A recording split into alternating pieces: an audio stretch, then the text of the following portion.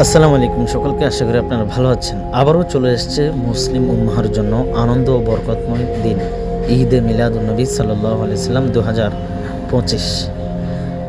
আজকের এই বিশেষ দিনে আমরা স্মরণ করি সেই মহান ব্যক্তিত্বকে যার আগমন পৃথিবীকে অন্ধকার থেকে আলো এনেছিল। রাসূলুল্লাহ সাল্লাল্লাহু আলাইহি সাল্লাম 570 খ্রিস্টাব্দে মক্কার পবিত্র ভূমিতে জন্মগ্রহণ করেন। তার আগমনে মানবজাতি পেল ন্যায়, শান্তি আর সত্যের আলো।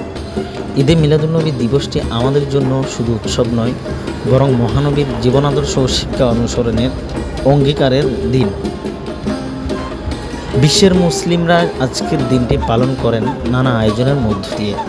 তেমনিভাবে বাংলাদেশেও অনেক বিশাল জুলুসের মাধ্যমে এটি পালিত হয়। লক্ষ লক্ষ মানুষ এখানে জমায়েত হয়।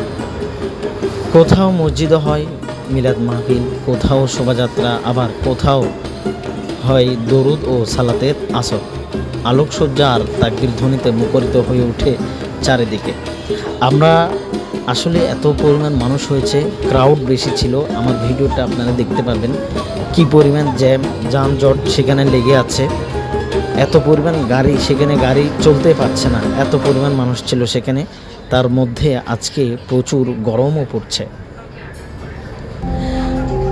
বাংলাদেশেও ঈদে মিলাদুন্নবী পালন করা হয় ব্যাপক আয়োজনের মাধ্যমে। রাজধানী সহ সারা দেশে হয় জশ্নে জুলুস, ধর্মীয় আলোচনা ও কোরআন তেলাওয়াত। মসজিদগুলোতে বিশেষ দোয়া মাহফিলের আয়োজন করা হয়, যেখানে দোয়া করা হয় শান্তি, সমৃদ্ধি ও রহমতের জন্য। ঈদে মিলাদুন্নবীর প্রকৃত শিক্ষা হলো মানবতার সেবা, সত্যের অনুসরণ আর শান্তির বার্তা ছড়িয়ে দেওয়া। নবীজি সাল্লাল্লাহু আলাইহি ওয়াসাল্লাম এর জীবন আমাদের শিখিয়েছে দয়া, ক্ষমা, ভালোবাসা ও ন্যায় বিচারের প্রকৃত অর্থ।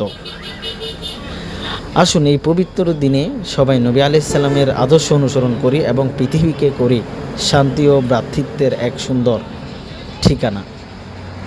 মিলাদুন্নবী নিয়ে বাংলাদেশে অনেক নানা আলোচনা সমালোচনা রয়েছেন। বিভিন্ন আলেমুলামাগণ মতের দ্বিমত রয়েছেন, কিন্তু আমরা কোনো মত দ্বিমতে না জড়িয়ে যেটা সঠিক সেটা জানা বা মানার চেষ্টা করব। আমার পক্ষে যতটুকু সম্ভব হয়েছে আজকের এই ভিডিওটি তৈরি করেছি। আপনার যদি ভালো লাগে অবশ্যই লাইক, কমেন্ট, সাবস্ক্রাইব করবেন এবং পাশে থাকবেন। ধন্যবাদ।